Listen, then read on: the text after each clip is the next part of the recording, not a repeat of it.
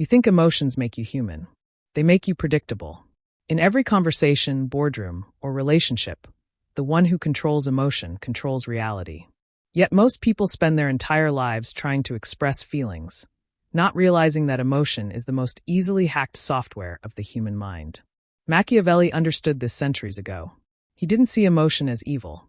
He saw it as a weapon disguised as virtue. You walk into a room, and without realizing it, every nervous glance, every tone shift, every micro-expression becomes a transmission. You're broadcasting your weaknesses, your fear of rejection, your craving for approval, your need to be understood.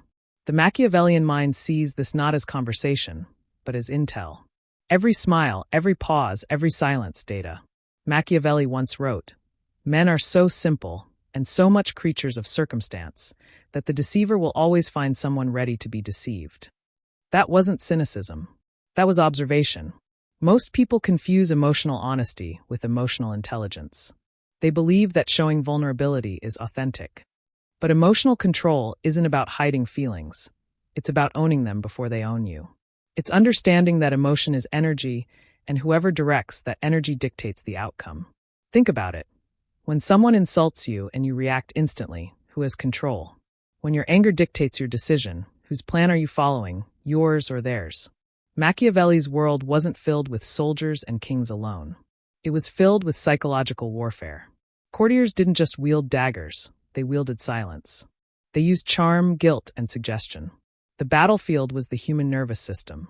And today, nothing has changed. Emotional control has simply gone digital. Every social post that provokes outrage, every breaking news headline that spikes anxiety, every influencer who knows exactly how to make you feel seen. They all play the same ancient game. Own the emotional rhythm of the masses. You were never taught emotional control. You were taught emotional reaction. You were told to follow your heart. Not realizing your heart can be rewritten by anyone who knows how to speak its language. The truth is uncomfortable. You don't need more empathy. You need more clarity. You don't need to feel more. You need to notice faster. The Machiavellian blueprint begins here. Not in manipulation, but in observation. Imagine standing in a crowd, emotionless yet awake, watching everyone pulled by invisible strings. Fear, lust, belonging, pride. The scene feels almost divine, but it isn't. It's surgical. You start to see that every human action, every conflict, every love story is an emotional equation being solved in real time. Emotional control doesn't mean you never feel. It means you decide when to feel. That is what modern power truly is. Not dominance, but direction. Not cruelty, but calculation. Not deception, but design. And as you listen to Machiavelli's echo whisper through centuries, you realize this isn't about kings or politics anymore. It's about you. How much of your life is driven by emotion, and how much by awareness? In the age of information, your emotions are currency, bought, sold, and traded by algorithms designed to keep you reacting. Every scroll, every click, every outrage post is a psychological lever. You are not choosing what to feel, you're being fed what to feel. Machiavelli would have admired this system, not because it's moral, but because it works. He'd see the CEOs, influencers, and politicians of today not as tyrants, but as tacticians. People who understood the first rule of control. Whoever controls the emotional climate controls perception. So ask yourself, when was the last time you truly chose how to feel? When was the last time your emotion was entirely your own? The blueprint doesn't start with others. It starts with your awareness. Because before you can learn to read people, you must first stop being read. You think you're reading people, but really, you're projecting yourself onto them. Every person you meet is a mirror, but not a perfect one. They reflect what you expect to see, not what's truly there. Machiavelli would call that blindness, the first mistake of sentiment. It's what keeps the powerful in control, and the unaware enslaved by empathy. To truly read someone, you must step outside the illusion of personality and see behavior as data. Every blink, every hesitation, every word choice, a confession. The Machiavellian mind doesn't ask, what do they feel? It asks, what function does this feeling serve? Because emotion always has a purpose. Fear seeks protection. Anger seeks control. Guilt seeks forgiveness. Once you understand the purpose, you no longer react, you predict. Imagine walking into a negotiation. One man dominates the room, speaking loudly, gesturing wide. He's not confident, he's insecure. He needs control because he fears losing it. Another sits silent, avoiding eye contact. She's not shy, she's calculating. Her quiet is a test. Machiavelli's eyes would see both, not as people, but as patterns of influence. He knew that power is not about aggression, it's about leverage. Emotional leverage. To hold influence, you don't need to speak louder. You need to trigger deeper. The masses are moved by rhythm, not logic. That's why every dictator uses passion as strategy, and every manipulator uses empathy as camouflage. You've been trained to value sincerity. But in the world of power, sincerity without awareness is suicide. People don't listen to truth, they listen to tone. They don't follow the most logical, they follow the most emotionally stable. The secret is this. He who appears calm owns the narrative. When you stay emotionally neutral while others react, you instantly become the reference point, the psychological anchor everyone subconsciously aligns to. The nervous system of a crowd looks for balance.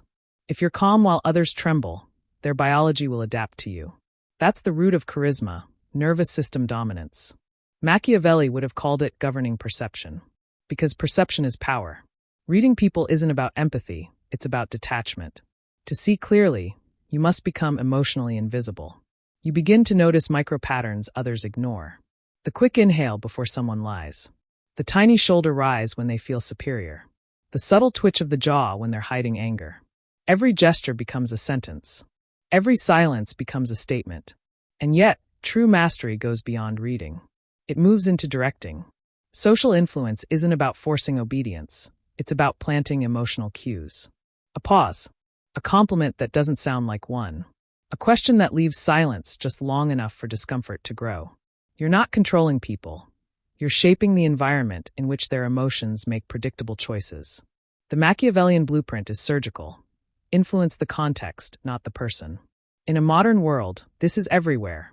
Politicians crafting outrage to drive engagement. Marketers engineering nostalgia to sell identity. Influencers weaponizing relatability to extract trust.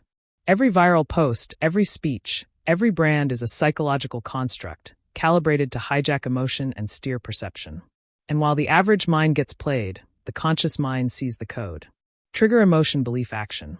That's the entire machinery of persuasion. The blueprint doesn't change, only the tools do. Social media is not about connection. It's about calibration. Algorithms don't understand truth, they understand emotion. They reward content that moves you, not content that informs you. And that's where modern Machiavellian power thrives, not through armies or crowns, but through emotional precision. The quiet manipulation of attention.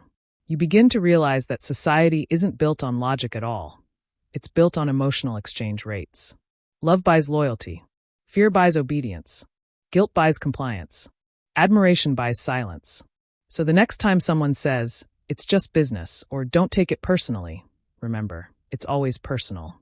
Every human decision, from politics to romance, begins as an emotional transaction before it ever reaches reason. The true Machiavellian mind doesn't dominate emotion, it designs it. And in this cold clarity, a new awareness forms within you. If you can read emotion, you can predict action. If you can influence emotion, you can rewrite reality. You're no longer part of the experiment. You're observing it, from above. You reach a point where the game becomes visible. Not just the players, but the invisible rules that govern them. You begin to see that people don't act freely. They respond. They respond to emotion, to environment, to framing. They respond to how they feel about truth, not truth itself. And that's when you understand Machiavelli's final lesson. Power isn't about control over others.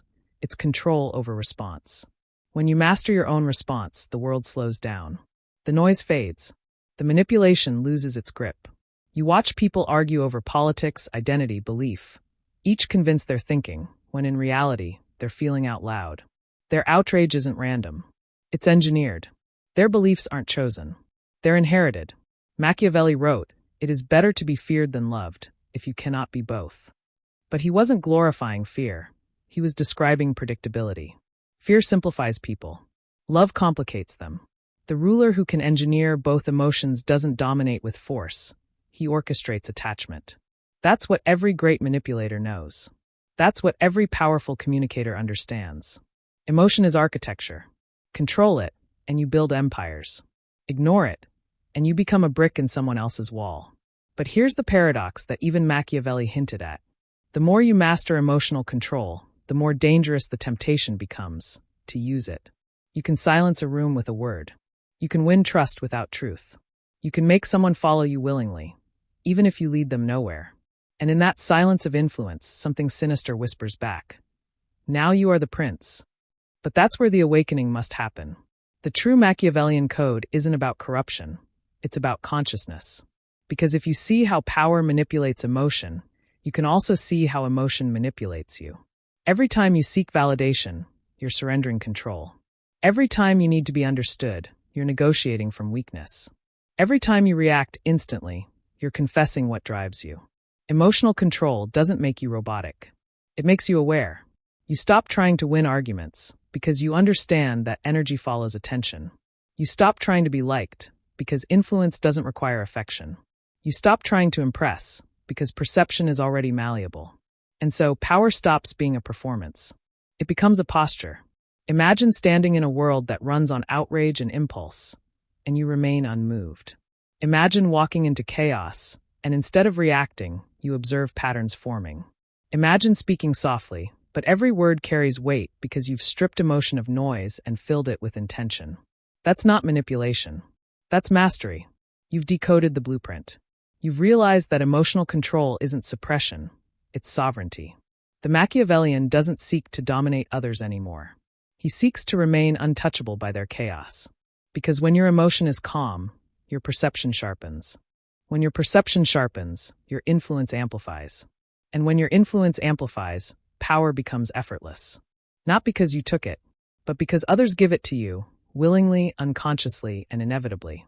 Centuries after his death, Machiavelli's ghost still lingers. Not in palaces or politics, but in every digital interaction, every influencer's smile, every CEO's measured tone.